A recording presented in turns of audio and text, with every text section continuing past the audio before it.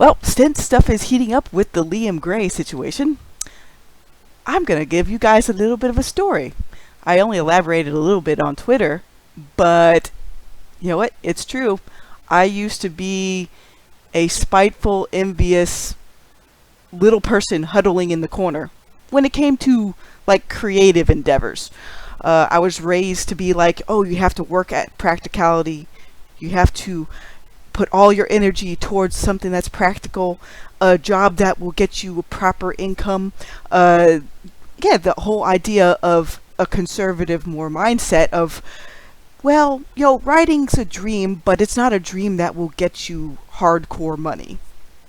And that's a mindset that has also prevented the situation where, oh, well, where's the writers for us? Where's the conservative writers? And then you look at all the grifters like the Shapiros of the world and they don't support us.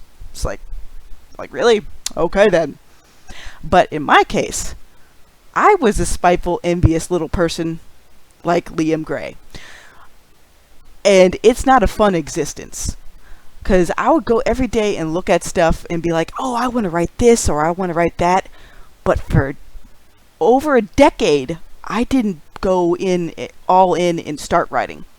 I just sat there in like circle mode, being like, oh, I'm aspiring to do this. I can think up stuff, but it's like until you start doing it and putting the words to paper and just starting with something simple. Like it could even be the yellow cube fell off the cliff and splashed into the water. You can start very simple. It doesn't have to be that engaging. It can be like baby's first steps, and that's okay. That means you're putting one foot in the front of the other and doing what you should do to try to be successful. Now, are you going to do a big splash? Like, I know people out there don't like EVS for various reasons, or they're pro EVS for various reasons, but you have to give the man his due. He built up on his skills, and he's able to function outside the Dead 2 comics. He's able to platform himself beyond the Dead 2 comics. The Dead 2 comics wishes they could make half the money that Van Sciver's making right now. They would be ecstatic, just like traditional publishing, if they could get the kind of funding that Sanderson has now through Kickstarter and through his own production company, his own publishing company. But we're not all going to get to that level automatically. We're probably not even all going to reach that level in our lifetime. There's a whole lot of pulp writers out there that have been obfuscated because the tastemakers of traditional publishing say, tut tut, those people suck. And as for other creatives, you don't have to be friends with everybody. I absolutely detest and have a near-level hatred of George R.R. Martin. Because all he writes is deconstructions, there's no hope, there's nihilism, it's Pyrrhic or Pyrrhic victory, however you say that word, because I'll probably keep messing up forever and ever. It's okay. But the thing is, yes, he did have some connections that helped platform him a bit, but there must be something to his writing because he got enough people to look at his work.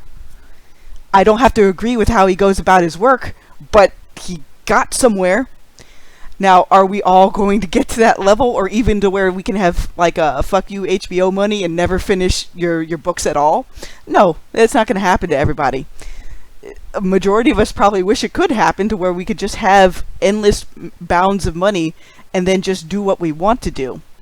But the world does not work like that. I wish it did. I really do. I wish I could just be like, oh, hey, Replicator, I want you to give me a new car. Boom, there's the new car.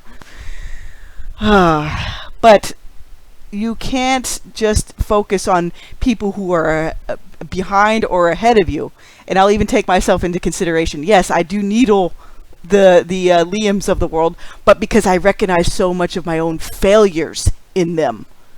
And I don't want people to suffer through over a decade of failure, like that one white junior guy that came after my channel a while back, not to strike it or anything, but he was like spurging on my blogs about stuff. It's like, okay, it took you 20 years to write a book. What's next? Don't waste your time wondering, oh, am I going to be just as good as Tolkien? Or is my writing going to be just as good as, say, Glenn Cook? Or is my writing going to be just as good as Leigh Brackett? It's like, no, you be the next best you. You might not get the level of notoriety or the level of fame of Sanderson. It's probably not going to happen. Or even the level of J.K. Rowling, with however many people hate her nowadays. Because she went from beloved to pariah in like an instant because of how some people see politics, you know.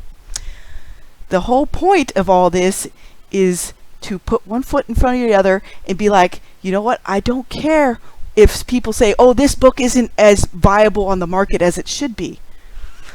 The way I'm going about my writing is mostly passion project. It's like, I don't care if it sells 1 copy or 1,000 copies.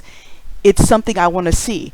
It's 100% catering to what I want as a reader and a writer. And if that means I'm not going to sell hotcakes like Tolkien, then that's what it means. But it's something that I wanted to do with my life, and I kept shooting myself in my foot with self-doubt and envy and like, oh, I can't be like this person. It's like, no, you don't have to be. Just be the next you. You don't have to be the next Berserk guy. You don't have to be the next EBS. You don't have to be next Tolkien. You don't have to be the next Brandon Sanderson. You just have to know what you want out of your life and go for it. Seize it by the throat and be like, nothing will hold me back. Because I held myself back, my aunt never got to see any of my books, even though I kept talking about it for over a decade. She wanted to see something that I would have written, but she never got that chance. She had a brain aneurysm and died. So I never got the chance to show her anything. So don't be a fucking Liam Gray, okay? Don't have your legacy be a lol cow. Because I never got to show my aunt any kind of legacy.